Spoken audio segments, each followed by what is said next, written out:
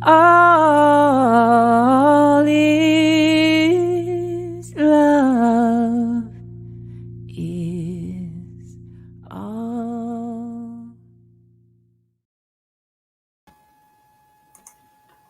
Hello and welcome to Pray Love. Hi, Dave. Hello. I love the entry now. It's absolutely so beautiful. Oh, thank you. It's getting there. I actually did some tweaks on the logo. Did you notice that? There's a little Wonderful playing around a little bit. Let me know what you think when you have a quick in your flow. Yeah, 30 years as a graphic artist, you'd think it would be just absolutely perfect, but it's always fun to tweak things like that. Yep. Anyways, welcome to Pray Love. I'm Deb Maybury. My co-host is Dave Rogers. We go live on Facebook and on my YouTube channel every Tuesday evening at 8 p.m. Eastern.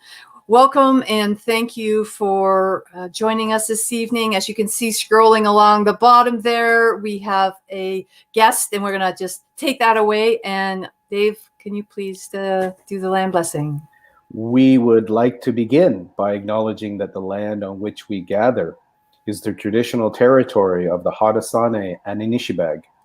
This territory is covered by the Upper Canada Treaties, is within the lands protected by the Dish with One Spoon Wampum Agreement.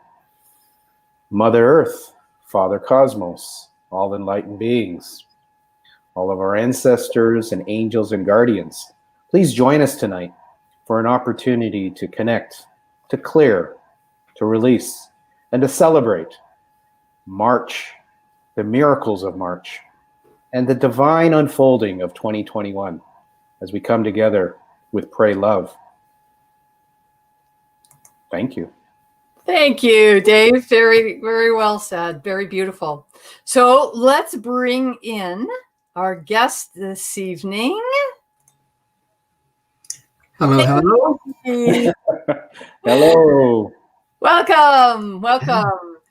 So in the lower part of the view this evening, let me just pull up something. This is so much fun. You know, I get to play with all these things now. Let me put this there as I introduce Garry. Garry and I go way back. It's been a series of really fun interviewing and introducing these people. So Garry sent me a bio a few days ago. So the bio is, Gary's an all-around good guy who knows a lot of stuff. You knew I had to say that. Sums it up. I mean, it's what else do you need to say? Exactly. And that is so true. But let's do the formal introduction. So Garry is from Hip and Cool Marketing. He's a retired master hypnotherapist who has owned a chain of hypnotherapy centers in Canada. He's logged over 20,000 individual sessions in his career, taught and certified some of North America's top hypnotherapists. Throughout his career, he's achieved a wide range of certifications, and I've watched some of these pile up over the years. So let me see.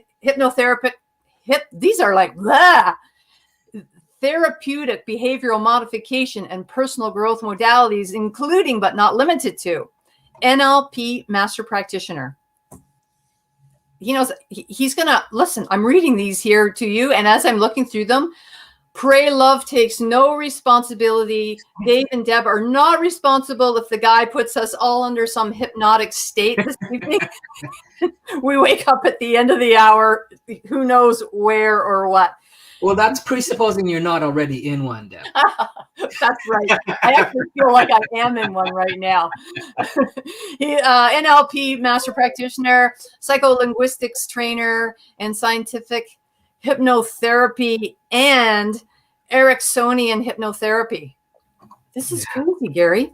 Mm-hmm. He currently works with entrepreneurs on business growth strategies, marketing, and implementing the infinity process throughout organizations from the top to the bottom. He's an international speaker, an author, a husband to Maureen, and the father of 3 beautiful girls. And where I met him, he's an accomplished martial arts instructor, and I have to show you right now, Garry. I know what you're coming. You know where I'm going with this, right? Okay. There we are. And you wouldn't believe the nasty things that we actually do. But look at those two faces. This is in 2002. We look so innocent Right? and like non-threatening versus, okay, this is who we had on 2 weeks ago, Garry. Right. Which one is going to protect you walking down the street? Which ones do you want in your back pocket? Anyways, welcome to Pray Love, Awesome. Garry Johnson. Thank you. Thank you. Yeah, it's been a long journey for sure. It seems like a lifetime ago. It does. Hey, it really is. Where did you two meet? In which ways did you two meet? Well, in the Kung Fu studio. So I used to I used to run and manage a martial arts school in Brampton, and Deb was a student of our master instructor prior to me getting there, and then she kind of came on after I was there in the new location, and that's how we kind of met. So yeah, I was there. We were at the big location on Queen Street. Yep. Right. And then we switched to the other one. I was away for about 18 months. And I think that's when you really got into that. And then when I got back, then you were leaving and everybody was leaving when I got back. No, because I was at the Queen's location. I was there from 94. So 94 is when I started up with Satyan, and then he hired me on in the winter of 94 as the marketing director, and then I became an instructor, and from there we took it to nice cool places. I know it was such a great time, Yeah. and little did I know at that time you were sort of on a path ahead of me, but in the same direction. And that ultimately has kind of led you where you are right now, and where we just recently reconnected because you and Ross, I don't know Ross's last name. What is his last name? Arnston. Okay. So you and Ross have co-created the Infinity Matrix, and it's just taken off. Like, you have so many followers, and maybe share a little bit how that came about. I know it's a long story, but share a little bit about how that came about and what is the Infinity Matrix. Okay. So we get those questions all the time. I think it's kind of important to kind of maybe lay some framework of how I kind of got into this stream and flow of reality. When I was 13 years old, my grade 8 teacher and I had a really great connection, and I would kind of hang out with him after school, and we kind of chat about different things and philosophy, and just because he was kind of quirky guy, and I just kind of resonated with him. And he had this orange and white book that he would have on his desk, and he was kind of flipping through, and it's all ratted. And do I even have it? I don't have it in this library. I have it in another library. So it was, and I was like, "What's that?" And he's like, well, it's called Cybernetics. I'm like, well, what's Cybernetics? That's kind of bizarre. And so he told me about this book, and I'm like, well, that sounds pretty cool. And he says, well, when I'm done, you can have it. And I'm like, okay, cool. So he gave me the book, and in grade 8, it was like a calling. I was like, whoa, I get the stuff. So Cybernetics, for those of you that don't know, is a book by Dr. Maxwell Maltz in the 60s. And he was a plastic surgeon first and foremost. And what he did was he worked on people and was really good at his craft of fixing, the external stuff. But he was troubled because people kept coming back and wanting more stuff done, no matter how good of a job he did. So he clued in and says, well, it's not the outside these people need changing, it's the inside. So he started to research on what needs to happen to change on the inside so they wouldn't be so concerned about the outside. And so really it's a book about, transformation from the inside out. And I guess at the crux of it, if you just sum it up, it's about self-image, right? Because that was one of his primary messages. And he used a variety of different tools for people to kind of, find out what their self-image was, explore that, dig deep, and create positive self-image. One of the tools he used was hypnosis, self-hypnosis. And so when I got to that part of the book, I'm like, whoa, I love this stuff. So I started to, and I grew up in a home where, I alcoholic dad, abusive, and it wasn't a great experience from that kid's perspective. And so it was a great tool for me to really deal with the stuff that was going on in my life, right? And so I started to apply the self-hypnosis, and I was like, I would do these hypnotic processes and notice these changes almost like in an instant. I'm like, what? This is crazy. And so so I started to talk to the teacher about it, and we had these great conversations. And so at the end of the school year, who are English teachers, at the end of the school year, we had to do a how-to project and do a presentation on it, like a speech in front of the class.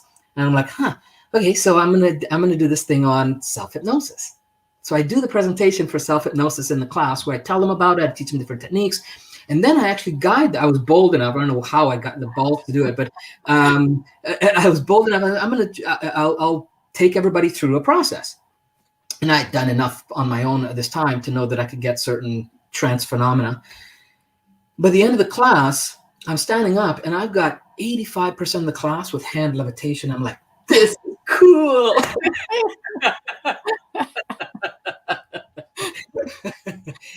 And so I was hooked, right? I was hooked, and I would grab and gravitate to anything mind related, memory related, just the power of the human being and psyche, and everything from super learning that they did in Russia to the Tony Buzan memory techniques, and everything and anything hypnosis related. By the time I was 17, there wasn't a library, public or school library, that I hadn't read all the hypnosis books in.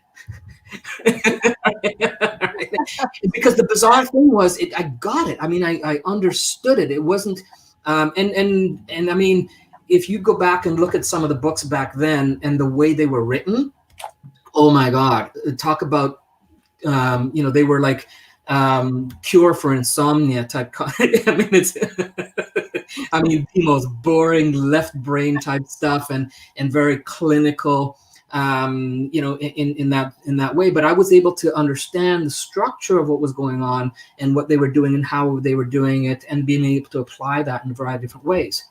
So speed forward a bunch of years, I get my certification in hypnotherapy, and I actually did distance learning to get my PhD in hypnotherapy. Oh, wow. From England. Yeah, because they didn't have anything available in North America. University of Cambridge in England, and it was all done through snail mail. I mean, we had to record stuff on audio on the little cassettes. I had to send them off in mail. And wow, that's cool.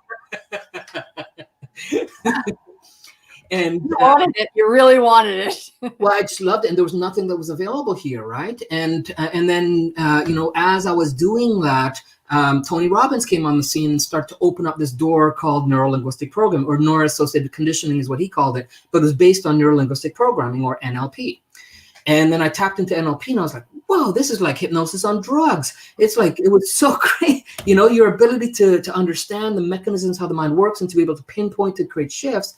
It was just amazing. And so I kind of took that route, and it just kind of led me on to all these other different certifications and things like that.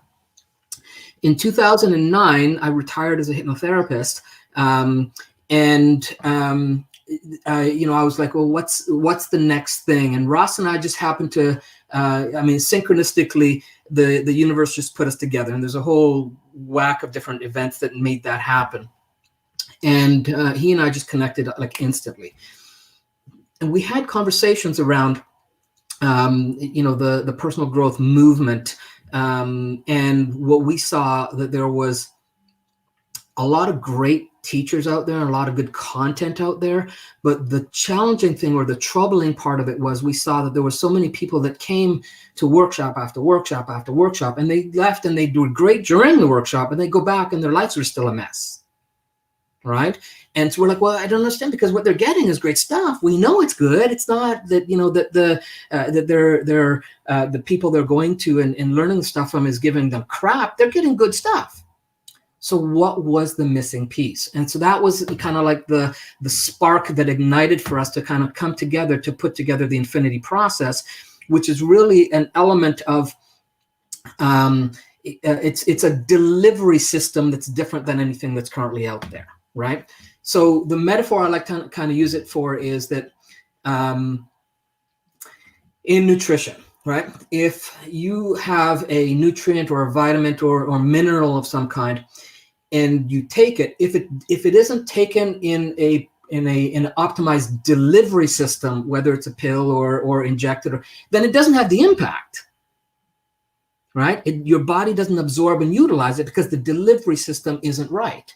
So some vitamins, minerals, and healing modalities understand that the delivery mechanism is the thing that's going to make the biggest impact, right?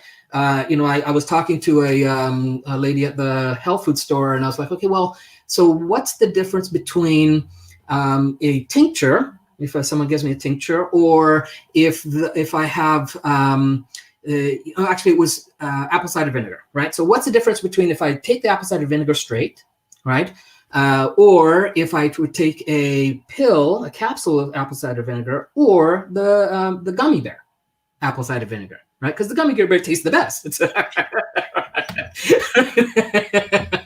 And she said, well, the difference is the delivery system. When you take the apple cider vinegar itself, the body then takes it and is able to utilize it the most optimized way. And that's the first and foremost. And the second is the pill, where it then becomes something that has to break down, but it's better than the gummy bear, right? So what we've done is we've taken what we believe to be some of the top personal development, spirituality lessons and tools, and put them into a system where when we teach people these things, we don't just teach them the technique or methodology or whatever. We teach them then how to take that and to actually code it into the reality that they have, the environment that they have, so that it's consistently being fed back to them. Because the problem, what we found was, and we interviewed quite a few people to kind of formulate, okay, that's what the issue is. It wasn't about the information not being good. It was that when they went back to their lives, the everyday life patterns and stuff they grew up with, and just even the busyness of they forgot those things, those techniques, those tools. They forgot not only the techniques themselves, but also forgetting to utilize them. So we said, well, what if we were able to teach people to take those same things, but then code it into the reality around them, so that there's a constant reminder, and constantly triggering them back to the memories, constantly triggering them back to the emotions, constantly triggering them back to the transformations that occurred, to reinforce those things so that those become the new defaults. Right? And so that's when we now come into what we call the infinity matrix. So the infinity matrix, essentially, it's just a metaphor for what we call reality, right? So essentially, it's just that. And so if we break it down and we start off with infinity, infinity implies all space, all time, all energy, all matter in every direction. Okay. Okay. So you try to formulate that. Okay. So there's a isness to it, right? There's an all that is, if you will. So that's the infinity part of infinity matrix. The matrix is an environment or material in which something develops. It's a surrounding medium or structure where something within or from which something else originates, something else develops or takes form. So the infinity matrix is this environment where something exists, something happens, something takes form, and something is experienced and not experienced moment by moment. Okay. So, and we can kind of talk about what do you mean by experience and not experience? Because that's the key, right? Understanding that piece of that whole puzzle is that there's something that's experienced, and at the exact same time, there's something that's not experienced at the exact same moment. And it's in the not experiencing part of reality where the answers are. Got it. Got it. Dave, you better jump in and ask a question here. We might only get two. That's a. I actually asked you really. You're in Vancouver now. What was the experience and the not experience of moving to Vancouver, and how is it? Well, the experience and the not experience of being in Vancouver, showing up here, was in 2009. I decided that I just come to a place where I felt that I'd done enough in the realm of transformation and supporting people through hypnosis, and having done almost 20,000 sessions in my career, and I was kind of in this place where I was looking for, okay, what's next? How else can I impact the planet more? How can I be more of an influence and create shifts? And just synchronous events that led me out this way. And then I made connections with someone. And then from that someone, I ended up meeting Ross, and then I ended up staying out here. Whole family moved out.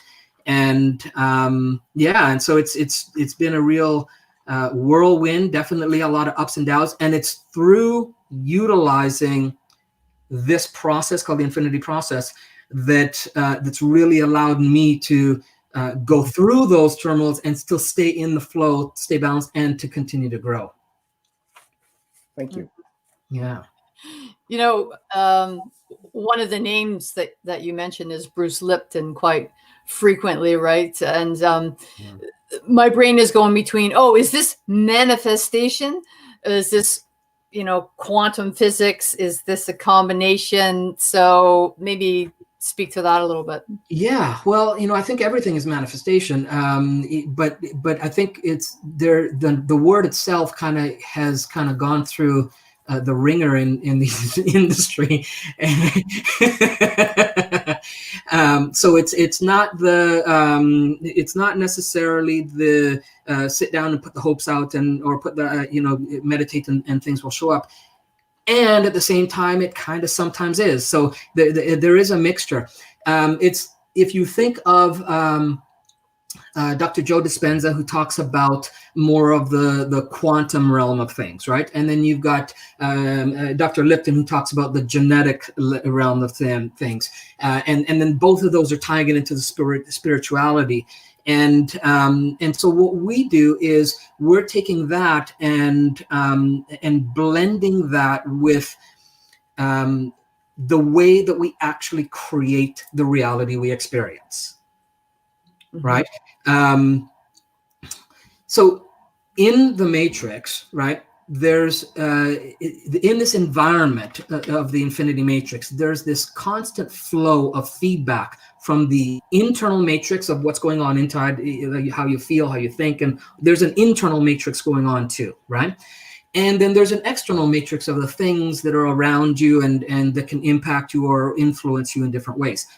Well, where you exist is right in the middle of that, where they combine together. It's the convergence of that, convergence into that place that we call now, right? So moment by moment, you're experiencing the internal and the external, and there's a constant flow happening all the time, right?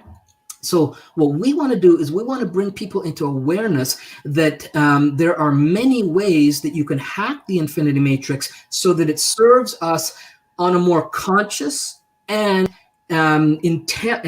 intentional level, and then to have it become unconscious again. So it's just natural. There's less, so there's no effort. Is there something specifically that Dr. Lipton's writing or sharing or connection with you has sort of been a aha or a real nugget for you? Anything specific? So between 2004, maybe about 2003 to about 2008, when I lived in Brampton and we had our hypnosis centers, every Thursday night, I would have a gathering of friends and colleagues at our house on Thursday evenings, and I'd call it the TNT, Thirsting and Thriving Thursdays. And what I would do is because I had like and I still do a ton of personal development stuff. And at that time, I was like, okay, well, I can't just keep doing work all the time. I got to do something to grow myself. So I started this TNT Thursday night thing. And what we would do on Thursday nights is I would put on a learning video of some kind, and we'd all come together. We'd watch it after work. So it'd be like 9 o'clock at night. We'd watch, and then we'd have conversations about it.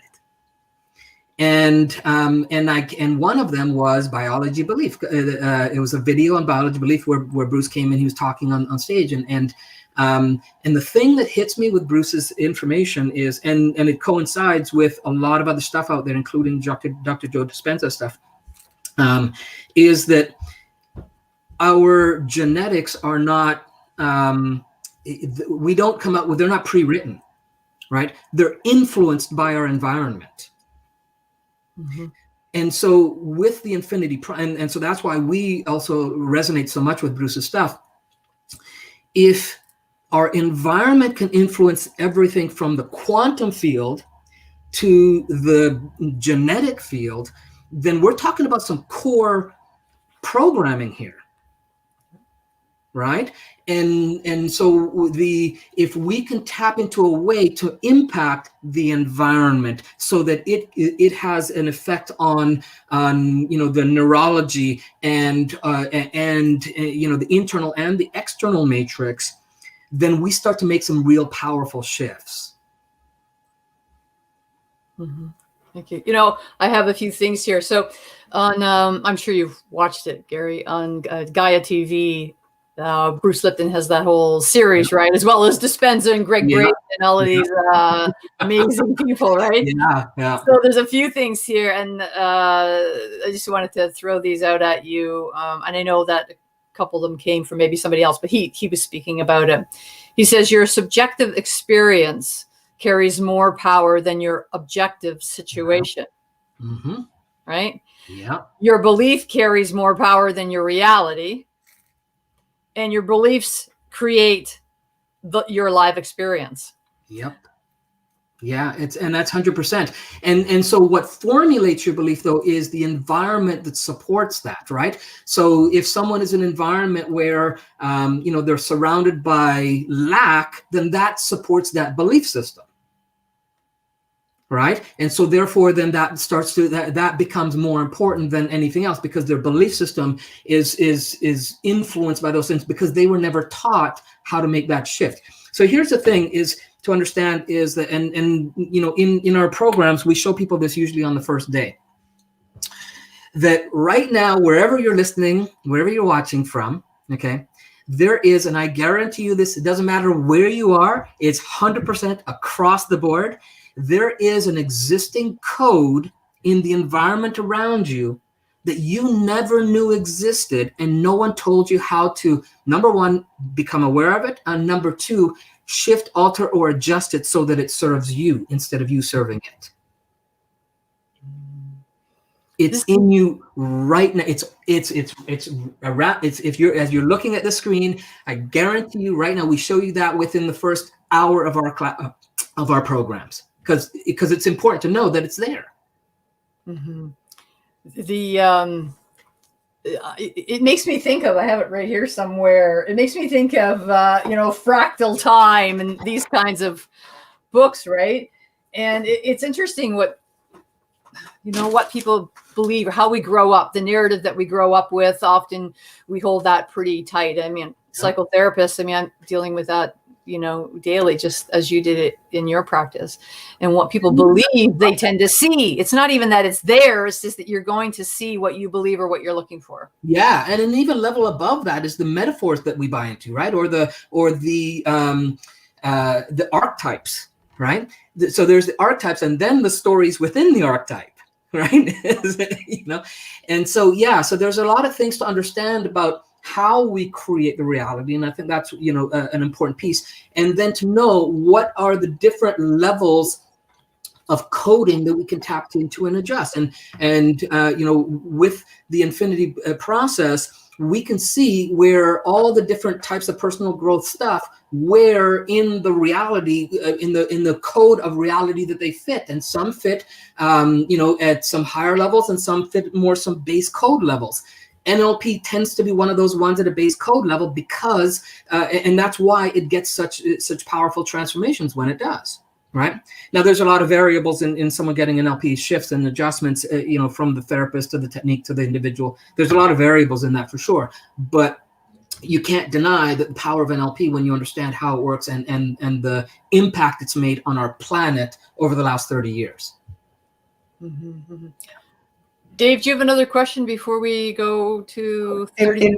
In what ways did your martial arts influence your current Infinity Matrix process experience? So I always did martial arts from day one, even though I did full contact kickboxing. I did a lot of tournament stuff, and then I did the stuff in Ontario. So I was martial arts before I got to Brampton, in another Shaolin Kung Fu system, and I always went into it because I felt a draw to it, kind of like I did with hypnosis, a draw to it because of the spiritual aspect of it, right?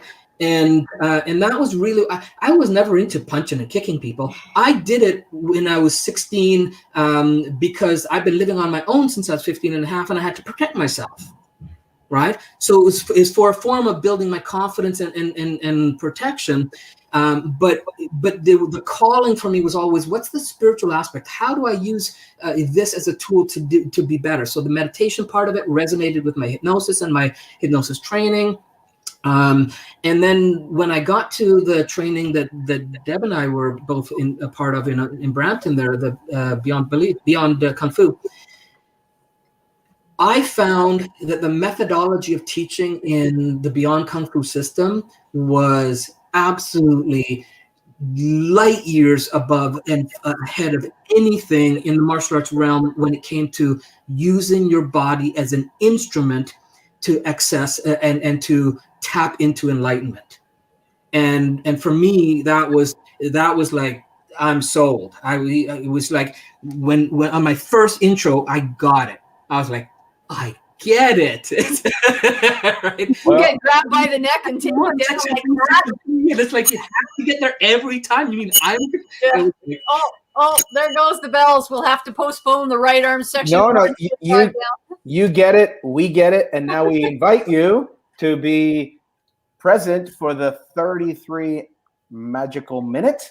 Yeah. And I have a feeling you've got a wonderful experience to share with people today. So I do.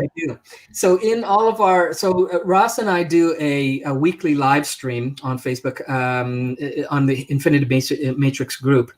And in every stream that we do, we not only give info and talk and give some content, we add into every one of them what we call a micro hack. So it's a process or technique that you can use and take away right away and start to hack the Infinity Matrix, start to notice some shift or adjustment right away, right in your life. So what I'm going to do today is I'm going to share, let me see if I can pull it up here, because I'm going to do a screen share. So I'm going to get the right thing in the right spot. Okay. So and I was kind of saying, okay, well, what should I do for these guys? And, I wanted to give you something that we haven't yet taught on the live stream. It will be at some point. But so you guys are getting this first time. It says premiere here, world premiere. I'm just going to put this up real fast. This is what you're looking for on Facebook with these guys. So it's facebook.com/groups/the Infinity Matrix. And you have to answer the questions there to join in to become a member. Otherwise it dumps you out. So the screen share, there we go. And then hold on, it says share. Oh, there we go. Okay, this is number 3. All right, so if I'm looking this way, it's because my screen's there. It's not because I'm ignoring you guys. Okay, I'm putting it up. There we go. Okay, so what I'm going to do is, because the title of the is Pray Love, I wanted to kind of give people some a hack into the emotions in the Infinity Matrix. Okay, so one of the things to understand, and a lot of people, fall into the trap or the narrative, is that they don't have control over their emotions. Okay. And there you go. And so, through all of my years of experience of working with myself and with others, that is absolutely not correct. So what we want to do is we want to utilize a tool here that's going to allow you to understand, first of all, what emotions you're having on a regular basis, because that's important, right? And then second of all, how do we hack it so that it's something that serves us instead of us serving them? What happened here? There we go. Okay. So what I want you to do is, and I'll share this with Deb. I don't know if you can get this out to everyone, maybe in an email or whatever, but I can share this after so that everybody actually has the worksheets and they can utilize it as well. So what you want to do is you want to make a list of emotions that you feel on a daily basis, and then you want to categorize them into the positive and the negative side of things. Okay, you want to. First thing this will do is it will show you just the range of emotions that you either feel or don't feel on a regular basis, and you'd be surprised how narrow that bandwidth is. And through deeper exploration, what you'll start to find is that you may have an emotion on the negative side called anxiety, but what you've done over years is you've piled on other emotions to it and labeled it that as well. Right? Because there's variations of that are very similar to, but are not really anxiety, right? And so this starts you to kind of look at, okay, what are those emotions? And it's a good exercise to do on the end of the day. What are the emotions that I had today? So you start to become aware of what is in your bag of emotions that you have on a daily basis. And it's really important to be aware of your emotions because they drive everything. Right? They're the drivers of action and the drivers of thought. They're drivers of everything, right? So so being aware of it is the first thing. So make a list on negative on one side and positive on the other. Then understand that all emotions have a strategy. They don't just show up, even though they seem like they do sometimes. Okay. All right. Okay. They all have a sequence of steps that the internal matrix of the mind, so your thoughts, your memories, your ideas, your belief systems, your filters, all the stuff internally, there's a sequence of events that happens, as well as within your body itself, there's a sequence of things that happen. And then sometimes it's also in your external environment. So we're working with, again, the infinity matrix being the in and the outside, right? So if we start to look at, okay, so if we pick one, let's say it's anger, right? So if I had anger as an emotion today, then I would say, okay, what are the things that had to happen for me to feel anger? Maybe I had to first see someone's face. Maybe then I had to hear something. Then maybe I had to change it inside and process it to mean a certain thing. And then when that happened, then I created other images and made up this other story. And so I had this whole process of creating this emotion that happened in a nanosecond. Right? So what we do is we start to then break down the code of how we create emotions. And the cool thing is that when you find the code for anything, in order to change it, all you have to do is change one of the elements of the code. And then it's no longer the same thing. It's like math, right? So if you do 1 + 2 + 3 + 4 + 5 + 6, all you have to do is change one of those numbers for it to be different at the end.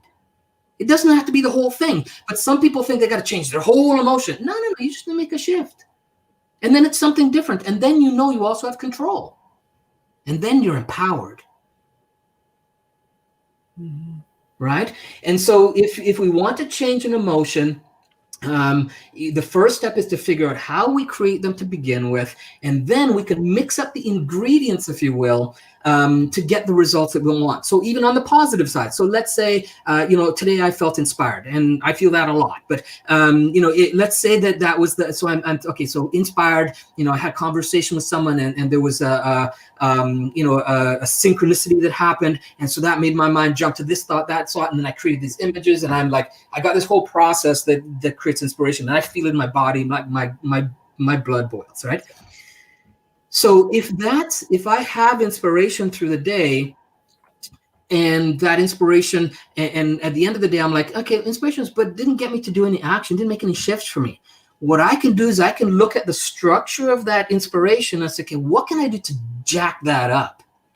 Right? Okay, when I feel that in my body, okay, really sense where that feeling is. I feel in the back of my neck, it's like my hair is going, not that I have much, but I feel my hair is tingling and moving, and I feel my breathing change, my body shifts. And so I can actually increase even the positive ones that I have. So it's not just about shifting the negative. One of the major principles we teach in the Infinity Process, Infinity Matrix, is we don't live in a this or that reality. Okay, it's not a this or that. It's not I feel good or bad. It's not I feel anger or joy. It's a this and that. And that too.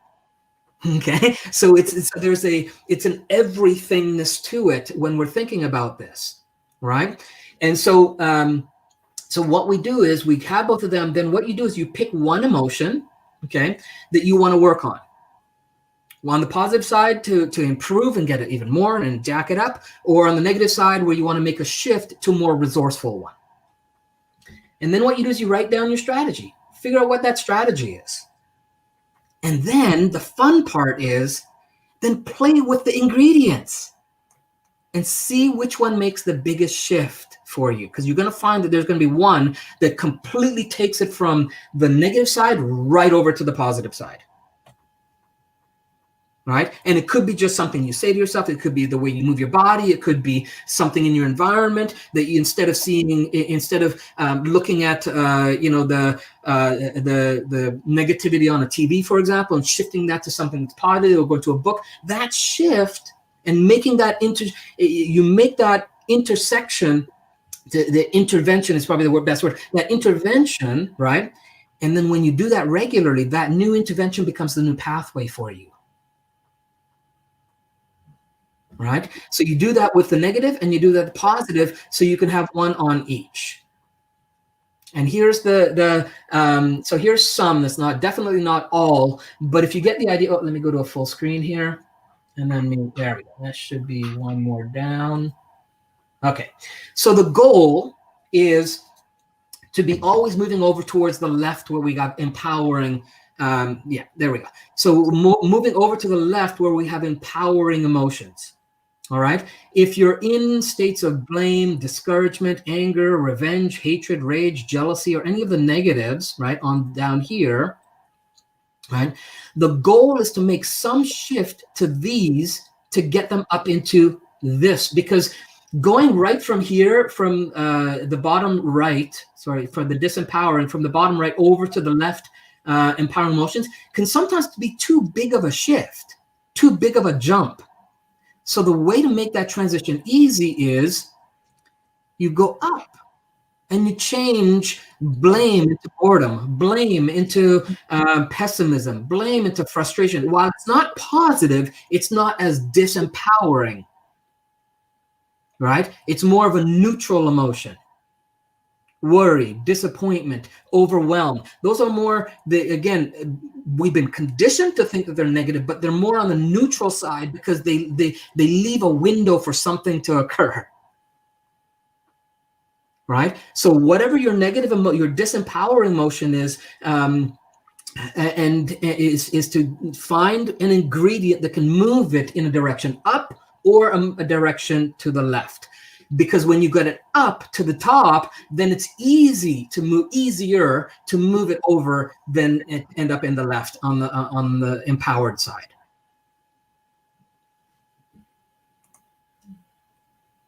Okay, so and then what you want to do is, here's the cool thing, and I did this when I was probably I want to say about 24 or 25. What I did was when I learned this process, I'm like, that rocks. And so what I did was I created a binder of all of my different emotions, and then I would have these recipes for all these different things that I could say, oh, okay, when I feel like, okay, let me go back, and I would, number one, assess whether that was still the recipe or not. But I also knew what was the key factors that allowed me to make the shifts. And then I started to teach this to my clients, and people that had like years and years and years of deep depression, they come back the next week and like, Garry, I can't believe what's going on in my life right now. It's like because they feel so empowered and they understand the code of what their reality is showing up as. Mm-hmm. Yeah, thanks for sharing that, Garry. That was probably our longest magical moment, but you know what? It's so important. And I think that if people knew this type of a practice, because it's like, okay, well, I have to just be positive thinking versus negative thinking. Well, that's a whole stretch. And we are our words. And if we can formulate a series of words that gets, depression, it's like everything falls into depression and anxiety right now, and alone.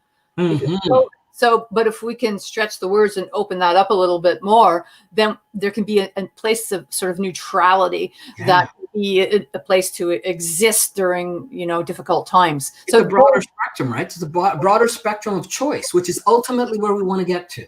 Yeah, exactly. Dave, what is your magic minute on the strategy that Garry presented? Well, actually, I love it. It's a great tool, strategy, approach. I love the metaphor of a recipe. I really feel that it can serve. And I guess as I was listening to you, I was processing a couple of questions, and one magical moment was, okay, in what ways? I have two questions sort of for Garry. What, because I have a feeling you use this on a regular basis, because this is such a go-to power strategy to assist people. And then I was also very curious on infusing, in what ways does spirituality come into this for you? I guess I see this as a wonderful strategy. And then tell me a little bit about spirituality and Garry, please. So great question. I guess if I were to pull a quote to kind of summarize it for me. There is a philosopher, a spiritual teacher, George Gurdjieff, about 100 years ago or so. This quote said, I'll tell you one thing that will make you rich for life. There are two struggles, an inner world struggle and an outer world struggle. You must make intentional contact between these two worlds, and then you can crystallize data for the for the third world, the world of the soul. Mm-hmm. Sweet. Because that's where it happens. It's in the moment. It's in the now. And that's where, with the infinity process, we are really big pushers on getting to what we call the choice convergence point, which is that point of now where all possible things exist. And so to us, that's as close to describing what spirituality is about as you could ever get. Mm-hmm. It's having the unfiltered, unbiased, the unconditional ability to choose. Mm-hmm. That's what so many people, I say, I don't like to use the word lack, but that belief system that we actually choose, that we actually create the reality, the feeling, the spirituality. I love that question, Dave. That's just such a rich question. I feel like I want to extract more out of Garry based on that. Please do, because that's what we do here at Pray Love. We look to get those morsels of deliciousness. So please ask the next question. In the spiritual sense, I feel like people have limits. They believe, like you said, they believe this or they believe that. Oh, yeah. Yeah. So talk more about that sweet place of choice. One thing that you did in I went back and I watched I got so excited when I saw what you were doing, and I went back and I watched everything. And I do something similar. You know, when you were doing the infinity, right? So you're doing the negativity or positivity. You're doing the poles, and you're doing two, and you're pulling back into that place of choice, right? Yeah. I've been doing something similar with clients, and when you did that, I thought it was such a rich experience. But that, to me, that's that sweet, that spirituality, that sort of unconditional love place to get to that self-compassion place. Yeah, and it's the convergence of the internal and the external in this place that we call now, right? It's called a lot of things. It's called space of variations. It's called quantum potential. It's called palace of possibilities. It's the center point where you're not at the mercy of polarities. You're not at the mercy of the polarities of internal or external, good or bad, up or down. Instead, you're firmly seated in the middle of choice. And that's where you're in the most powerful place you could exist, because in this place we're calling what we call the choice convergence point, this is where you create your reality from moment to moment. Right. And being in the now by choice is an environment that unconditionally is there to serve us up whatever we order. Because it's unconditional. Whether you order negative, it doesn't care. It's unconditional. It's so true. And this is why Ross and I really push a lot of the idea that it's not a this or that, it's a this and that too. One of the things that really that we got a lot of comments on our stream was one of the things I said, okay, well, if we go back to the exercise that we talked about, right? If you pick any of those negative emotions, now, however far on the side of negativity it is, right? In order for you to know that you're feeling that, you have to, at some point in your existence, also feel the opposite of that, so that you know that this is the opposite. Beautiful. I've got a follow-up for that. There's a term called unconditional love. Mm-hmm. I've heard it a couple of times tonight. Yet when you hear it being spoken by people, usually you can see the incongruency. Yep. You can feel it, you can see it, you can taste it, you can experience it. Can you speak to us about unconditional love? Yeah, well, I think it goes back to, again, it's this choice point of knowing that it all happens, right? And that the thing that and it's, I hesitate because there is a reality that that we've all somehow bought into on some level, that we have to process things through these filters of I like, I don't like, I like it, and so it's kind of hard to get away from conditional from unconditional and to shift it. Sorry, hard away from being conditional and shifting into unconditional. It's a very, very high level of experience to be truly unconditional. It's like, okay, it's going to happen, and trust it, and knowing that there is a grand scheme going on and you're a part of that, and everything that happens is a part of that. It's definitely something we work towards. I'm definitely not claiming that I'm there by any stretch of the means, but I definitely work towards it. And I look at for me, the way that I can be more unconditional is to come to this place, this choice convergence point, where I see all the options and all the possibilities, and I'm not at the mercy of them. It's when you become the mercy of them that you start to do the judgment things. And as a father of 3 daughters, they give you wonderful opportunities to be triggered in all masterfully wonderful manner. Oh yeah. For sure. Deb, do you have a follow-up question? The biggest teachers, my wife and my three daughters. Yes. Yeah.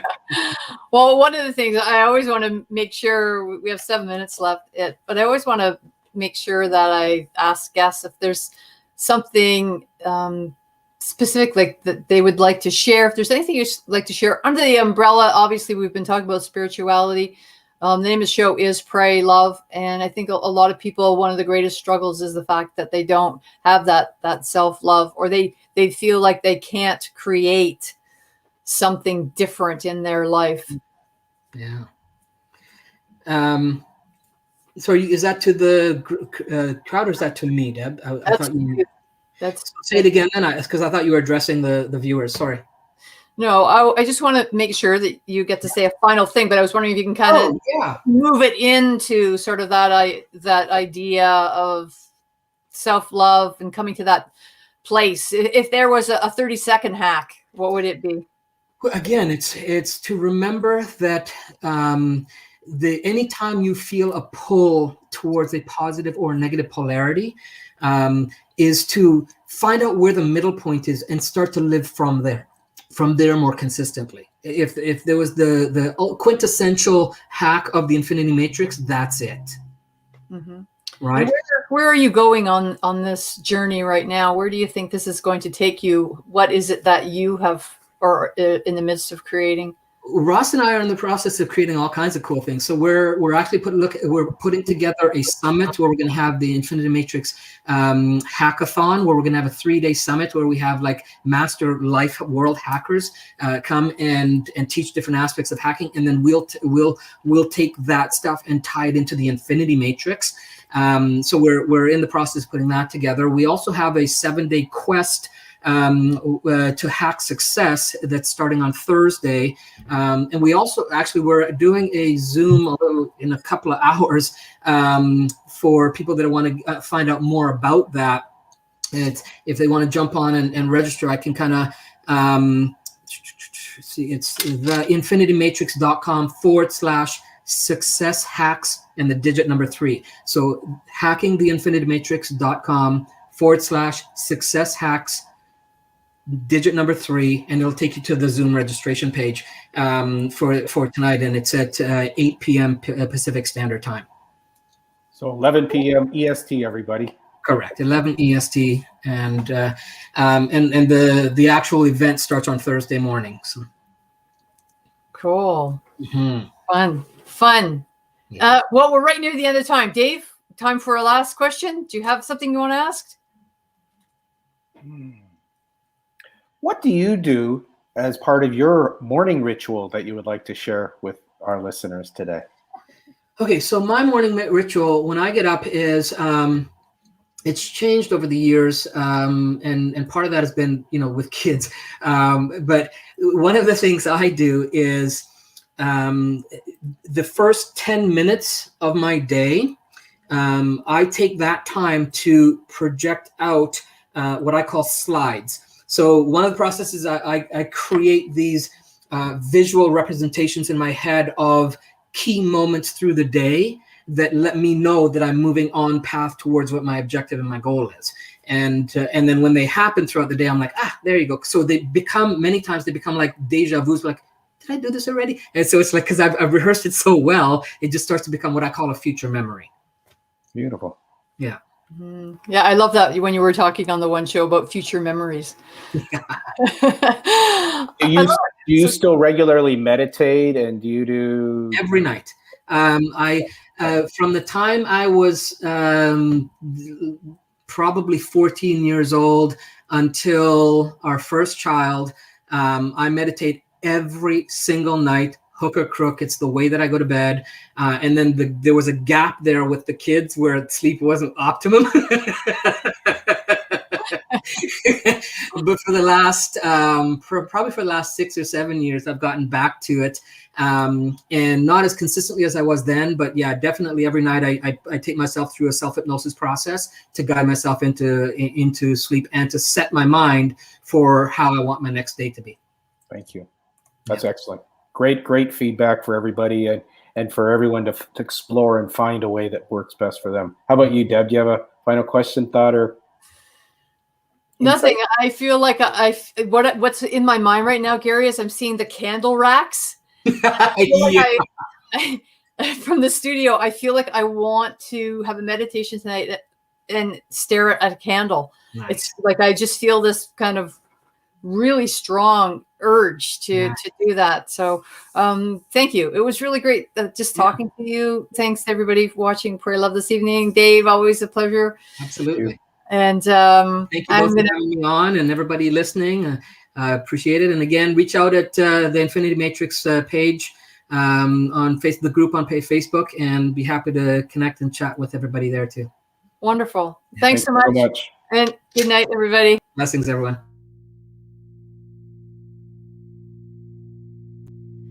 Love is all